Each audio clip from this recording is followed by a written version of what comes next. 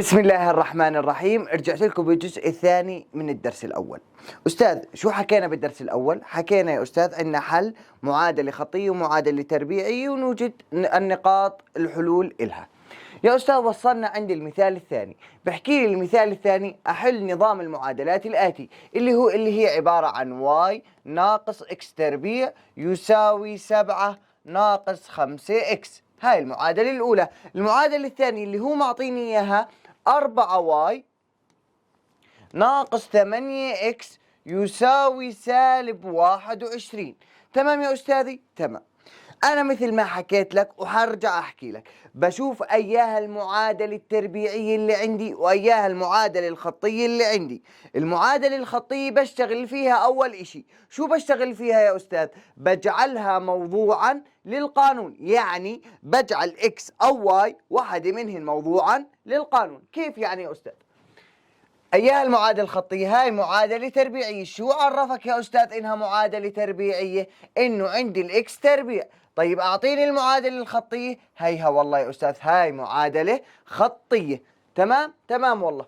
خلينا نروح نشتغل مع بعض.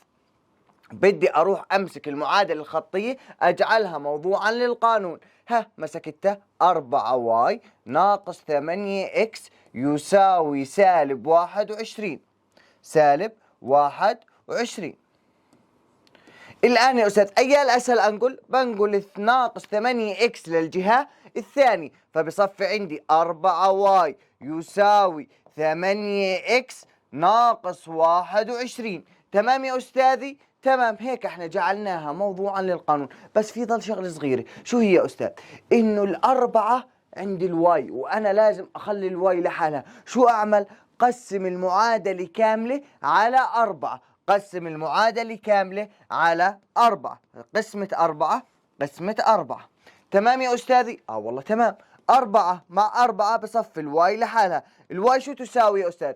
8x تقسيم 4 كم يا أستاذي؟ 2x ناقص 21 على 4. تمام يا أستاذي؟ والله تمام. طيب يا أستاذ صارت عندي زي هيك. الآن شو أروح أعمل؟ امسك المعادلة اللي عندك الآن، هاي المعادلة اللي صارت، روح عوضها وين؟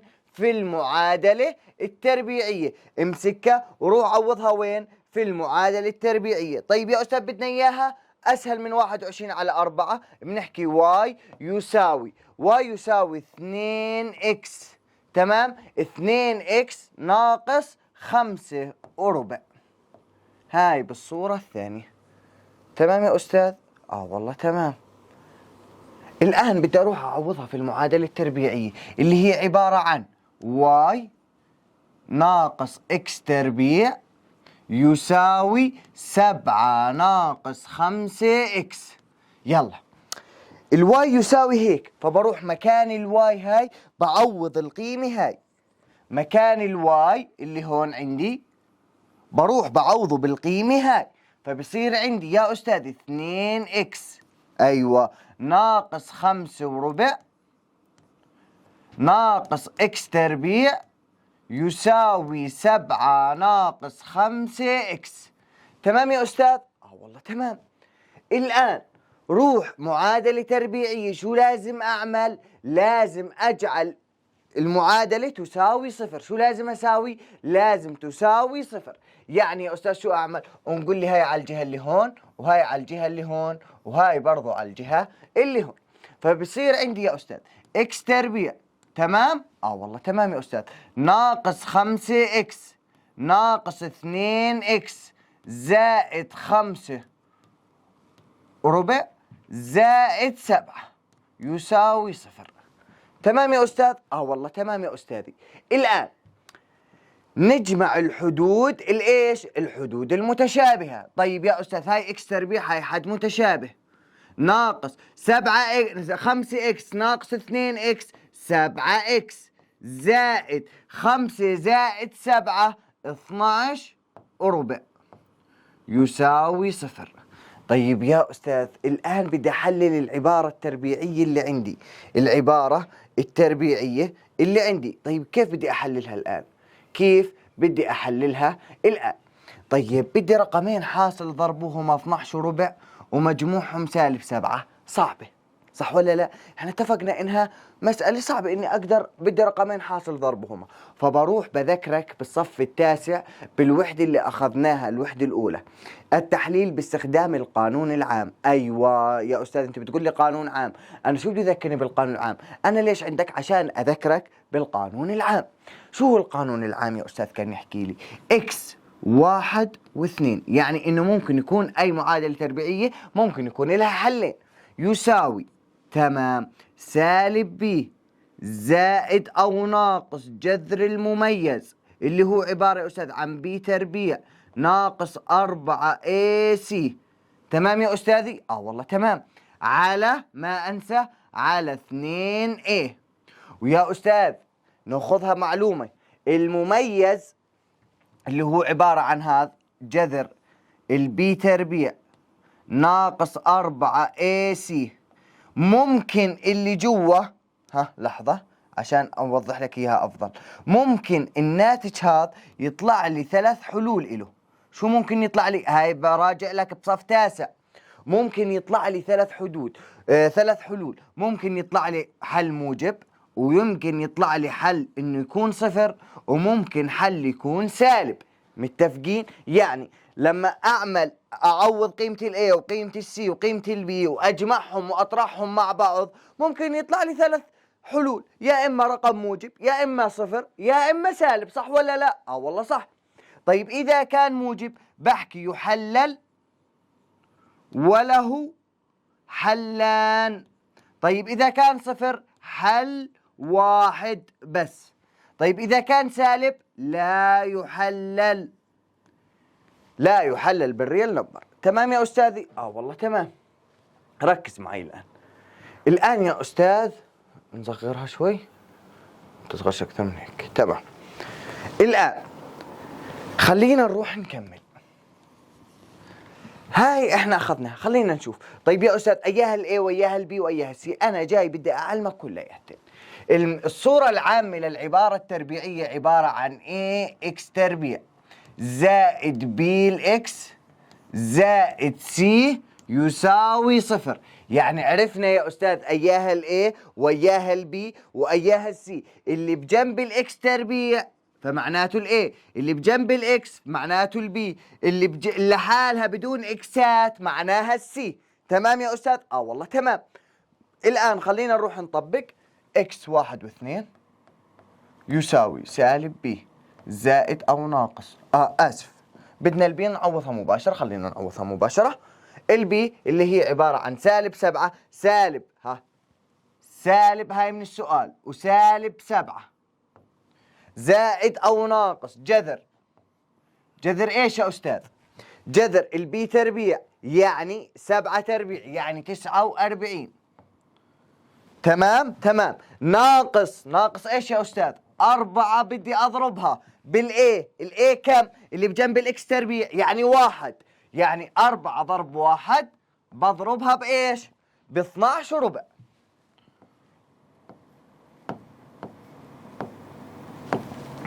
تمام يا أستاذي؟ تمام.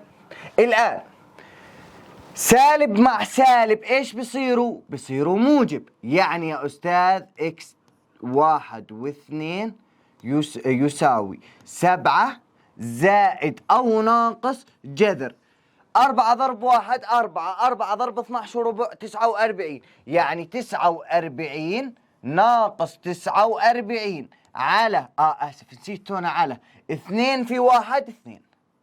تمام يا أستاذ؟ والله تمام. الآن هنا على 2 برضه.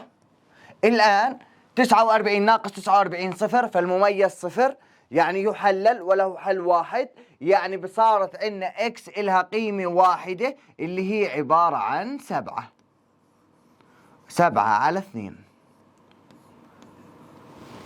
هاي قيمة إكس. طيب يا أستاذ بدنا قيمة واي، شو أعمل بقيمة واي؟ بدنا نعمل بقيمة واي إني أروح أمسكها أعوضها وين؟ أروح أعوضها بالمعادلة اللي عندي، يا المعادلة هاي يا المعادلة هاي. أنت حر بأي معادلة بدك إياها. وهاي برضو تساوي إكس 1 تساوي 3.5. نفس القيمة يعني بس قسمته. تمام. الآن شو أروح أعمل يا أستاذ؟ امسكها هي وروح عوضها في المعادلة اللي عندك. يعني واي يساوي إيش يا أستاذ؟ 2. كم قيمة الإكس؟ 3.5 ناقص 5.25. تمام يا أستاذ؟ والله تمام. 35 ضرب 2 0 1 2 6 7. تمام. 7 ناقص 5.25 كم بعطينا؟ ثواني. بعطينا يا أستاذ 1.75. 1.75 على ما أعتقد صح 100%. هاي قيمة واي اللي عندي. فإذا يا أستاذ الحل طلع عندي عبارة عن الزوج المرتب اللي هو عبارة عن 3.5 و1.75. بدي أتحقق من الحل يا أستاذ، بروح بعوضها هون وبروح بعوضها هون برضه. تمام. الآن نروح على أتحقق من فهمي. أحل نظام المعادلات المجاور ثم أتحقق من صحة الحل. طيب يا أستاذ هيو معطينا إياها واي يساوي 2x زائد 1 واللي بعديها x تربيع زائد y تربيع يساوي 10. الآن يا أستاذ برجع بعيد لك إياها. عندي معادلة خطية وعندي معادلة تربيعية. فشو أعمل يا أستاذ؟ امسك المعادلة الخطية روح اجعلها واحدة منهم موضوعا للقانون. طيب يا أستاذ يلا هاي المعادلة الخطية هايها 1 معادلة خطية 1 معادلة تربيعية 2. طيب شو أروح أعمل يا أستاذ؟ اجعلها موضع للقانون. في طالب فهمان الآن بحكي لي يا أستاذ فعلا في موضع للقانون. بحكي له يا عيني عليك، الواي يساوي 2x زائد 1 هي فعليا موضوعا للقانون، ما في داعي أشتغل فيها. الآن بروح يا أستاذ على الإكس تربيع، بروح بعوض هاي هون، فصارت عندي إكس تربيع زائد الواي عبارة عن 2x زائد 1 الكل تربيع يساوي 10. مكان الواي حطيت 2x زائد 1. مكان الواي شو حطيت؟ 2x زائد 1. الآن x تربيع زائد هاي يا أستاذ أعطيتك إياها بالحصة الأولى وبدي أرجع أكتب لك إياها. إذا كان عندي A و B الكل تربيع A زائد B الكل تربيع، كيف بدي أحلها يا أستاذ؟ الأول تربيع زائد 2 في الأول في الثاني زائد الثاني تربيع. يعني هاي الإكس تربيع هيها نزلت 2x الكل تربيع يعني 4x تربيع. والله يا أستاذ ربعت الاثنين 4 وربعت الإكس إكس تربيع زائد الاثنين من عندي ضرب 2x 4x ضرب 1 يعني 4x زائد 1 تربيع يعني 1 يساوي 10. الآن يا أستاذ خلينا نظبطها. المعادلة التربيعية لازم تساوي كم؟ لازم تساوي 0. يعني خلينا نمسكها x تربيع زائد 4x تربيع زائد x تربيع يعني 5x تربيع. والله يا أستاذ زائد 4x. الآن 10 اللي عندي هون نقلتها لهون فصارت يا أستاذ x تربيع زائد 4x زائد 4x تربيع زائد 4x زائد 1 ناقص 10 يساوي 0. 1 ناقص 10 يعني ناقص 9 يساوي 0. الآن يا أستاذ بدي أحلل عبارة تربيعية من 3 حدود. يعني بروح يا أستاذ مباشرة إيش بعمل؟ بفتح قوسين. أيوة بفتح قوسين وبساويه بالصفر. الآن يا أستاذ بإمكانك تجرب أكثر من طريقة. شو هي يا أستاذ؟ 5x تربيع يا إنك تحط 5x. أنا بفضل إني أضرب بالطريقة هاي. 5 ضرب 9 45. لاحظ علي كيف التحليل البسيط السهل. بضرب الرقم اللي عندي هون هاي خليها 5 هيك 5. بمسك الرقم اللي عندي هون بروح بضربه بالرقم اللي هون شو ما كان. فبحكي يا أستاذ صارت إكس تربيع. طيب وين راحت الخمسة؟ استنى علي شوي. 5 ضربتها بالتسعة، إكس تربيع زائد 4 إكس. 5 ضرب 9 والله 45 يا أستاذ يساوي 0. تمام؟ والله تمام. الآن خلينا نحلل. يساوي 0. الإكسون والإكسون أعطيني يا أستاذ الآن رقمين حاصل ضربهما 45 ومجموعهم 4. ما في غيرهم، اللي هي عبارة آسف موجب هون وسالب هون، يعني الموجب نزلت وموجب ضرب سالب سالب الآن نزلت. طيب يا أستاذ رقمين حاصل ضربهما ما في غيرهم 9 في 5، صح ولا لا؟ 9 ضرب 5 موجب 9 ضرب سالب 5 سالب 45 و9 ناقص 5 4، صح 100%. طيب يا أستاذ الخمسة الآن يا أستاذ بشوف القوسين اللي صارن عندي، هل القوس الخمسة تقبل القسمة على 5؟ والله بقسمها. هل التسعة تقبل القسمة على 5؟ لا، فبخلي الخمسة هون. الآن بروح بكتب هون صارت يا أستاذ 5 إكس زائد 9، وهون بخليها إكس ناقص 1. تمام يا أستاذي؟ والله تمام. هذا هو التحليل اللي صار عندي. الآن بدي أروح أساوي هاي بالصفر وهاي بالصفر. عشان إيش؟ عشان أوجد قيم إكس اللي عندي. فبحكي يا أستاذ 5 إكس زائد 9 يساوي 0، ونقولها على الجهة اللي هون. فصارت عندي 5 إكس يساوي سالب 9. قسم على 5 قسم على 5، إكس تساوي سالب 9 على 5. هاي القيمة الأولى. القيمة الثانية يلا يا أستاذ، إكس ناقص 1. إكس ناقص 1. الإكس ناقص 1 بساويها بالصفر، ونقول الواحد على الجهة اللي هون. فصارت الإكس تساوي 1. يعني يا أستاذ الآن صار عندي قيمتين، قيمة إكس 2 وقيمة إكس 1، يعني قيمتين لإكس مش قيمة واحدة زي المثال هذا. أنا بشوف إنه ممكن يكون خطأ مطبعي، لأنه الفكرة اللي قبل بالمثال الأول بالمثال الأول عفوا معطيني يكون عندي حلين وتحقق من فهمي الأول زي ما حليناه إلا حلين. المثال الثاني هو كان بده يعطيني نقطة تقاطع واحدة، واعطاني بالمثال الاول ان حلينا انها نقطة تقاطع واحدة، فلازم اتحقق من فهمي اللي عندي هون يكون نقطة تقاطع واحدة. شكله خطأ مطبعي من الكتاب انه معطينا حلين 2 اكس 1 واكس 2. تمام يا استاذي؟ والله تمام. الان خلينا نروح نكمل، نروح نمسك قيمة اكس وواي اللي عندي حاليا. هيها قيمة واي، هيها واي يساوي 2 اكس زائد 1، وعندي قيمتين لإكس. إكس 1 تساوي سالب 9 على 2، وقيمة إكس 2 كم تساوي؟ 1. طيب يا أستاذ واي 1 يساوي 2 بدي أضربها بإيش؟ بسالب 9 على 2 زائد 1، صح ولا لا؟ هاي عشان نطلع واي 1. 2 مع الاثنين بتروح 5 ولا 2 على 5 عفوا. وين المساحة؟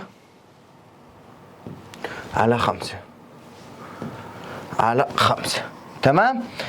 سالب 18 على 5 زائد 1. تمام يا أستاذ؟ والله تمام. الآن يا أستاذ خلينا نجمعهم. صارت عندي عبارة عن سالب 13 على 5 لما توحد مقامات.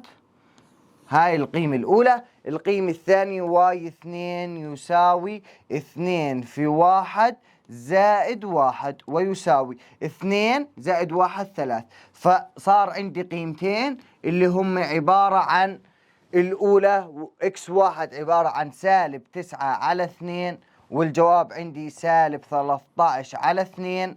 القيمة الثانية عندي قيمة إكس 1 وقيمة واي 2 3. وهيك احنا بنكون خلصنا.